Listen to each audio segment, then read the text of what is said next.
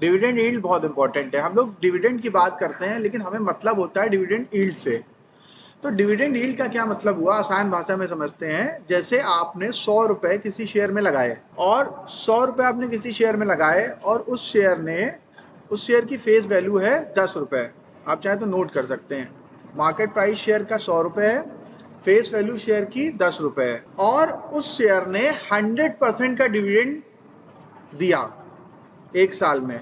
100% का डिविडेंड दिया मतलब कितना डिविडेंड दिया, 10 रुपीज दिया, क्योंकि 100% ऑफ फेस वैल्यू होता है। मार्केट प्राइस से कुछ लेना देना नहीं कंपनी को। मार्केट प्राइस तो सब्जेक्ट टू मार्केट है, घटेगी बढ़ेगी। फिक्स क्या है, फेस वैल्यू। कंपनी ने फेस वैल्यू पे शेयर दिया है, उसने बताया 10 रुपए की फेस वैल्यू का शेयर है और 100 रुपए दिया तो हमने 10 टाइम्स प्रीमियम दिया है। तो प्रीमियम से उसको मतलब नहीं है, उसको मतलब किससे है, फेस वैल्यू से। तो उसने 100% डिविडेंड डिक्लेयर किया, तो 100% ऑफ फेस वैल्यू, यानी 10 रुपए का डिविडेंड आया।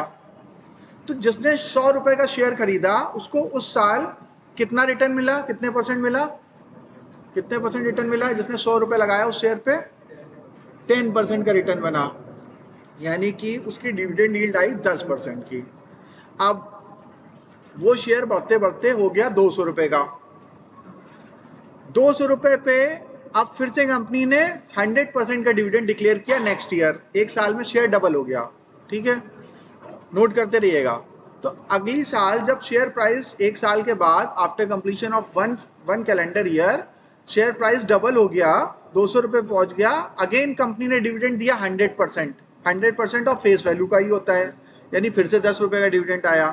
तो अभी जिसने 200 रुपए पे शेयर खरीदा है उसको कितने परसेंट रिटर्न मिला, 5%। तो उसका डिविडेंड यील्ड कितना आया, 5% आया। तो ये डिफरेंस है, यानी कि जितना महंगा आप शेयर खरीदेंगे उतनी डिविडेंड यील्ड आपकी कम होती जाएगी। यानी कि जो लोग मैक्सिमम गिरावट में अच्छे शेयर बाई कर लेते हैं उनकी लॉटरी लगती है, जैकपॉट लग जाता है। यानी जिसने कोविड के समय शेयर जब बहुत ज्यादा नीचे चले गए, 60 70 80% गिर गए थे, वहां पे खरीद लिया, एलएनटी खरीद लिया है, वॉलमार्ट डी मार्ट खरीद लिया था, एशियन पेंट्स खरीद लिया था, आपके ये आईटी स्टॉक्स खरीद लिए थे। आईटी स्टॉक्स तो उस समय भी अच्छा चल रहे थे, ठीक है। तो अच्छी कंपनियों को, रिलायंस इंडस्ट्री 800 रुपए आ गया था, पता है। मैं स्क्रीन पे बैठ के देख रहा था, 800 रुपए का भाव मेरे सामने फ्लैश कर रहा था टीवी पे, और मेरे पास लैपटॉप था, लेकिन मेरे को अब उस समय नहीं समझ में आया। उस समय मैं स्टॉक ज़्यादा नहीं बाई करता था, म्यूचुअल फंड ही बाई करता था। तो मेरे सामने 800 रुपए, मुझे लगा बहुत अट्रैक्टिव प्राइस है, और जैसे ही मुझे लगा बहुत अट्रैक्टिव प्राइस है, फ्लैश न्यूज़ आ गई, प्रमोटर ने बाइंग स्टार्ट कर दी है। रिलायंस की फैमिली ने खुद ही शेयर खरीदने शुरू कर दिए थे अपनी ही कंपनी के, और वे डिक्लेयर करके करे थे कि हम अपनी कंपनी के शेयर खुद ही खरीद रहे हैं।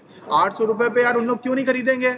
अब आप समझो, अगर कोई शेयर प्रमोटर खुद खरीद रहा है जिस भाव पे, उससे अच्छा भाव तो दुनिया में कभी नहीं आएगा, जिंदगी में कभी वो भाव नहीं आएगा, क्योंकि उस भाव पे प्रमोटर को भी अट्रैक्टिव लग रहा है शेयर। मुकेश अंबानी, नीता अंबानी ने अपने लड़कों, बच्चों, ड्राइवर, एम्प्लॉई, नौकर, मेट, सबके नाम पे शेयर खरीद डाले, क्योंकि उनको पता था आगे उनको डिसइन्वेस्टमेंट करना है। उनको पता था कि फेसबुक से टाई अप होने वाला है, फेसबुक इन्वेस्ट करेगा, गूगल इन्वेस्ट करेगा, बड़ी बड़ी कंपनियां इन्वेस्ट करने वाली हैं रिलायंस में, उनको सब पता था पहले से। और शेयर 800 रुपए का हो गया, उनके तो जैकपॉट लग गया।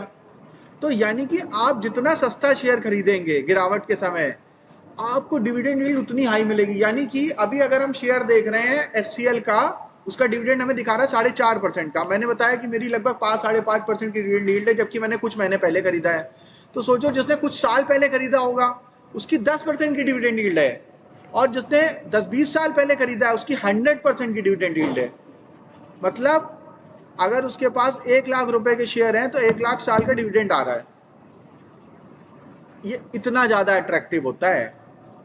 और डिविडेंड से फाइनेंशियल फ्रीडम अचीव करना इसलिए बहुत आसान है कि अगर आपने 10-20 साल तक शेयर खरीद के होल्ड कर लिए, तो फिर वो 1% का जो डिविडेंड आता है ना, वो बहुत तेजी से आता है। तो 1% नहीं आएगा। अगर आपने 1 लाख रुपए लगाए होंगे तो 10-15-20 साल बाद पता चलेगा आपको साल का 1 लाख रुपए का डिविडेंड आ रहा है, 100% का हो जाता है। तो आपको जितना डिविडेंड आ रहा होगा उससे आप री इन्वेस्ट करोगे और अच्छी कंपनियों को शेयर खरीदोगे। इसलिए फाइनेंशियल फ्रीडम अगर किसी ने डिविडेंड से हासिल कर ली तो वो तो उसने धरती पर स्वर्ग हासिल कर लिया, समझ लीजिए। उससे बढ़िया तो कोई है ही नहीं, उसको तो कोई टेंशन ही नहीं है। इसीलिए वेल्थ को अट्रैक्ट करती है। इसीलिए गरीब और अमीर के बीच की खाई बहुत तेजी से चौड़ी होती है, क्योंकि जो मनी को समझ लेता है, मनी के गेम को समझ लेता है और वो मल्टीप्लिकेशन के गेम को समझ लेता है कि हमें कैसे अपने पैसे को डबल करना है, जो पावर ऑफ इक्विटी को समझ लेता है, जो पावर ऑफ कंपाउंडिंग को समझ लेता है, वो बहुत तेजी से मनी को मल्टीप्लाई करता है। एक मैं बहुत जबरदस्त एग्जांपल आपको देने जा रहा हूँ, ध्यान से सुनिएगा। अगर 15% का रिटर्न आए तो हमें पैसा डबल होने में लगभग 5 साल लगते हैं, ठीक है, रूल ऑफ 72। पहला 1 करोड़ बनाना बहुत डिफिकल्ट होता है, क्योंकि आप बहुत थोड़ा थोड़ा थोड़ा थोड़ा करके बनाते हैं। तो मान लीजिए कि किसी ने 20 साल की एज से जॉब करना स्टार्ट किया, थोड़ा थोड़ा सेविंग करी, आप लोग के लिए बता रहा हूँ, और उसने 10-15 साल लगा दिए 1 करोड़ रुपए का कॉर्पस बनाने में। अगले 15 साल, जब वो 35 साल का हुआ तब उसने 1 करोड़ रुपए का कॉर्पस बना लिया। उसने 15-15-15 का रूल लगाया और 15,000 रुपए हर महीने इन्वेस्ट किए कैसे भी करके, और 15 साल में उसने 1 करोड़ रुपए बना लिए। अब अगले 1 करोड़ बनाने के लिए उसको कितना टाइम लगेगा? अगले 15 साल? यस और नो? सिर्फ 5 साल। वो जो उसका पैसा है वही अगले 5 साल में 2 करोड़ हो जाएगा, प्लस वो जो 15% अलग से लगा रहा है 15,000, वो तो एडिशनल है, यानी कि 5 साल में भी नहीं लगेगा, लगभग 3.5-4 साल में ही डबल हो जाएगा। अब फिर उसके बाद जब वो 40 साल का होगा, उसके पास लगभग 2-2.5 करोड़ रुपए हो जाएगा। वो फिर डबल होने में कितना साल लगेगा? अब की बार सिर्फ 2-2.5 साल ही लगेंगे। और जब आपके पास 4 करोड़ रुपए हो जाएंगे, फिर अगला डबल होने में कितना साल लगेगा? सिर्फ 1-1.5 साल लगेगा। और ऐसे करते करते जब आप 50-60 साल के होंगे तो हर महीने 1 करोड़ रुपए आ रहे होंगे। This is called power of compounding.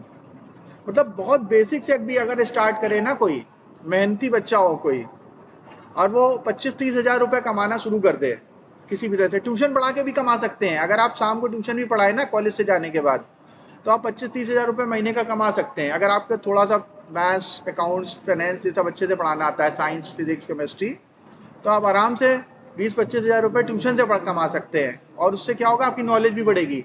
बसंत महेश्वरी को कोई जानता है? यूट्यूबर हैं बहुत बड़े, टीवी पे आते हैं, 100 करोड़ का फोलियो होगा उनका, ऐसा मेरा एजम्पशन है। होगा कितना का मुझे नहीं पता, उन्होंने कभी बताया भी नहीं। वो ट्यूशन पढ़ाते थे, कॉमर्स के टीचर थे, अकाउंट्स वगैरह पढ़ाते थे। और कहते हैं कि एक स्थिति ये भी थी कि मेरे पास अपने बच्चे को चॉकलेट लेने के लिए भी पैसे नहीं होते थे। गरीबी भी इतनी देखी थी उन्होंने। धीरे धीरे स्ट्रगल कर करके पता नहीं कितने 100 करोड़ का पोर्टफोलियो बना डाला, इन्वेस्टमेंट कर करके। तो ये बहुत बहुत बड़ा मिरेकल है। तो डिविडेंड यील्ड जो है वो बहुत इंपॉर्टेंट फैक्टर है।